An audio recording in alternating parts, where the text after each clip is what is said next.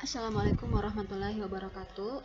Pertemuan kali ini kita akan membahas tentang mengenal bentuk aljabar. Ya. Tujuan pembelajaran yang kita capai pada hari ini yaitu yang pertama adalah mengetahui pengertian bentuk aljabar. Kemudian yang kedua adalah mengenal tokoh aljabar. Kemudian yang ketiga adalah mengenal bentuk aljabar dari masalah kontekstual.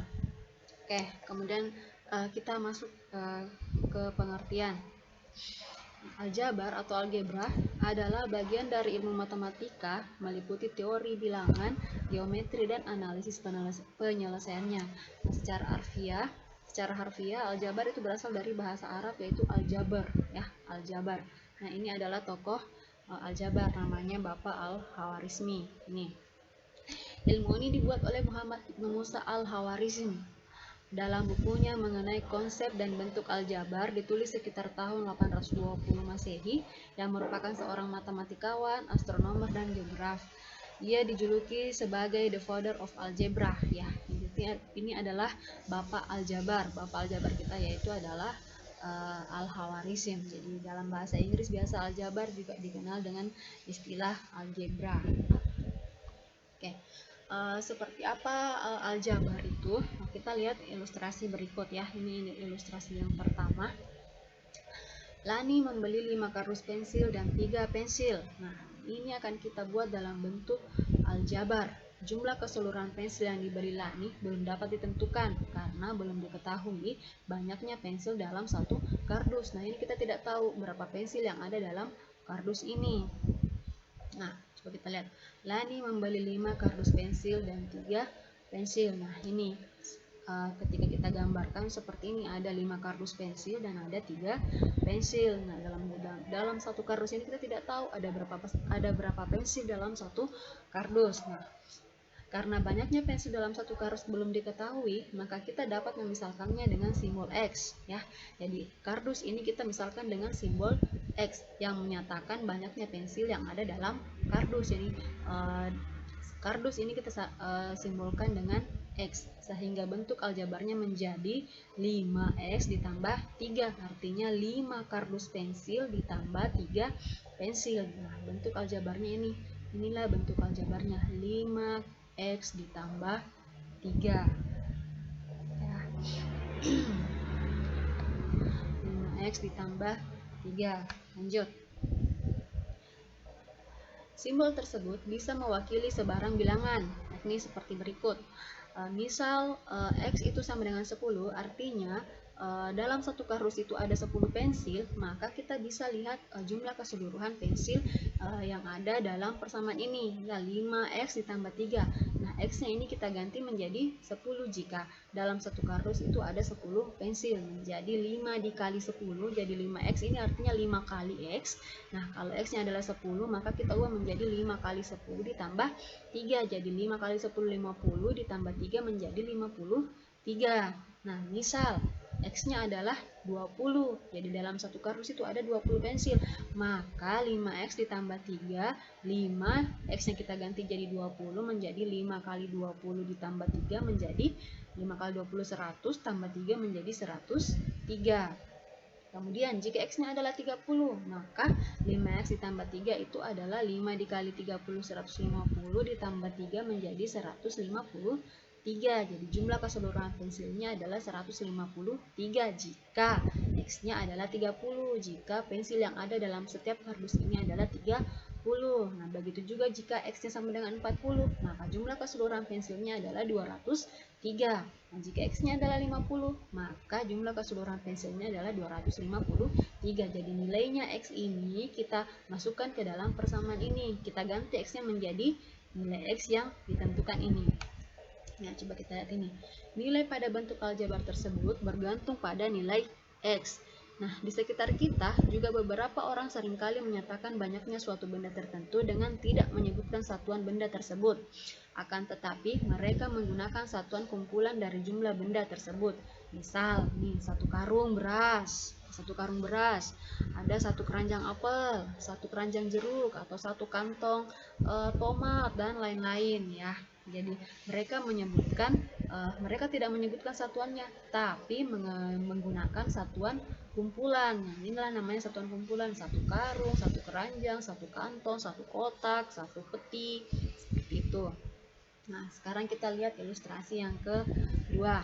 Ilustrasi kedua, Edo membeli 2 karung mangga, 4 keranjang mangga, dan 7 buah mangga. Jadi ada 2 karung dan ada 4 keranjang, kemudian ada 7 buah mangga. Coba kita lihat gambarnya. Ini ada 2 karung mangga, tapi kita tidak tahu berapa nih isinya dalam karung ini.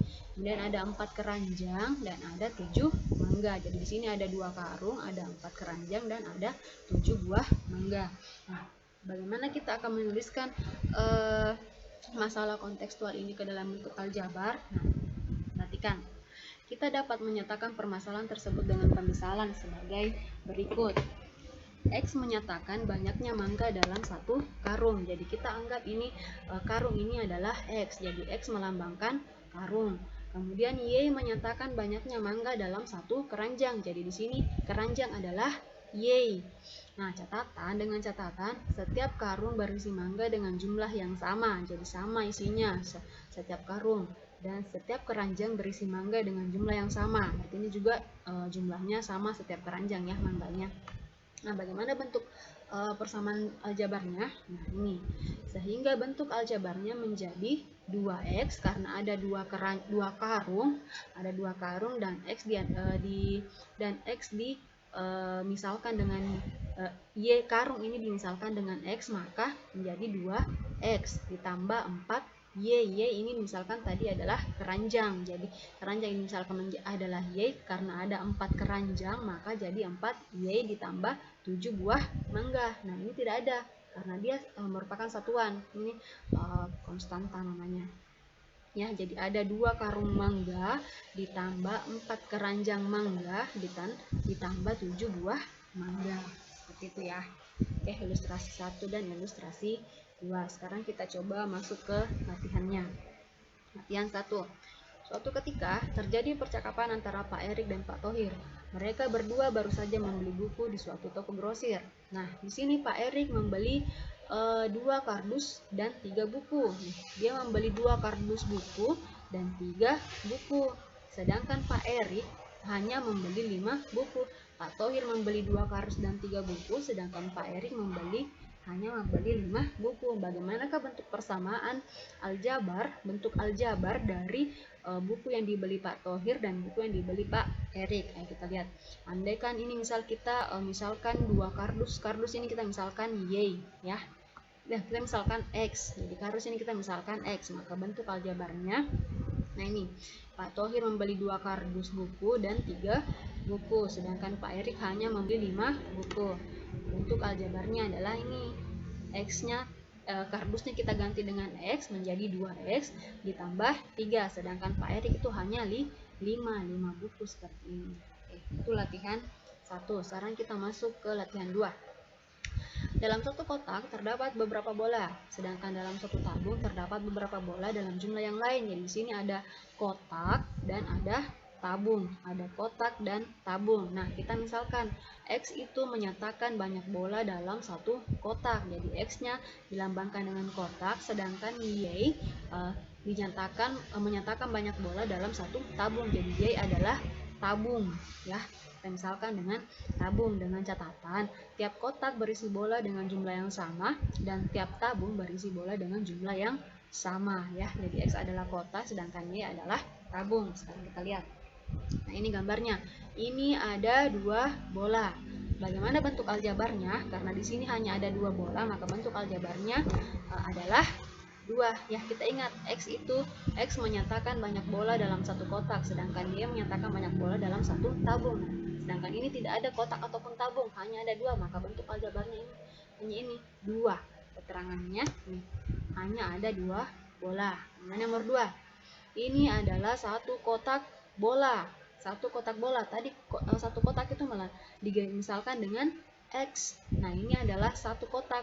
Kita bisa katakan 1X, atau kita boleh menuliskan hanya X saja, karena 1 dikali X itu akan tetap hasilnya X. Jadi kalau nilainya 1, kita cukup menuliskan permisalannya saja. Ini kan misalkan tadi dengan X. Ya, artinya ada satu kotak bola.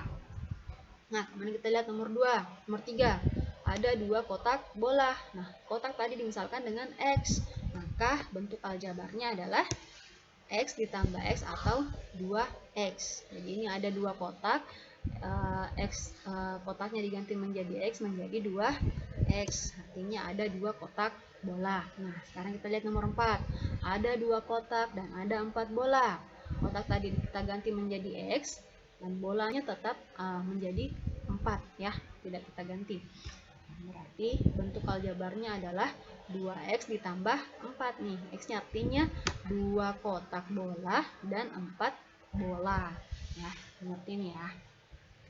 Nah, sekarang kita lanjut ini. Nah, ini ada kotak, ada tabung, dan ada bola. Tadi tabung itu kita misalkan dengan Y. Maka ini bentuk aljabarnya adalah 2X ditambah, ini kan ada 2 kotak, berarti 2X ditambah Y ditambah 4 bola. Nih, 2X ditambah Y ditambah 4. 2 kotak bola ditambah 1 tabung bola ditambah 4. 2 kotak bola tambah 1 tabung bola dan 4 bola. Lihat nomor 6. Ada 2 kotak bola, ada 3 tabung bola, dan ada 6 bola. Nah, 2 kotak ini menjadi 2X. 3 tabung menjadi 3Y. Ditambah 6 bola. Maka bentuk aljabarnya adalah 2X, 2 kotak bola, ditambah 3Y, 3 tabung bola, ditambah 6 bola. Oke, di sini mengerti ya. Nah, ini adalah bentuk umum aljabar yang biasanya digunakan. Jadi di sini adalah yang namanya konstanta, ini namanya koefisien. Nah, ini ada X dan Y ini namanya variabel. Ini A dan B adalah koefisien. Kemudian C ini adalah konstanta. Konstanta bilangan yang tidak ada variabelnya. Nanti ini akan kita pelajari lebih lanjut di materi selanjutnya. Oke, sekian untuk hari ini. Assalamualaikum warahmatullahi wabarakatuh.